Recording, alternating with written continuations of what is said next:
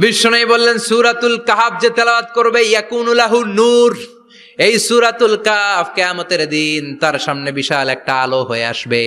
এই আলো দিয়ে পুলসিরাত পার হয়ে ওই বান্দা জান্নাতের ভেতরে ঢুকে যাবে।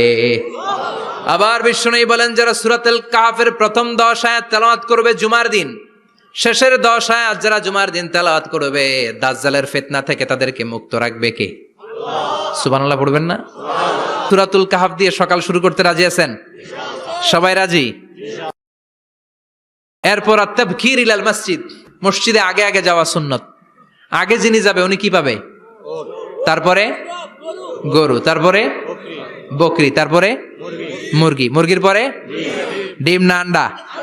আন্ডা। আল মাশিউ আলাল ইকদাম, বিষ্ণু বললেন হেঁটে হেঁটে জুমার নামাজে যাওয়া সুন্নাহ। রিকশা, হুন্ডা, সাইকেল, সিএনজি দিয়ে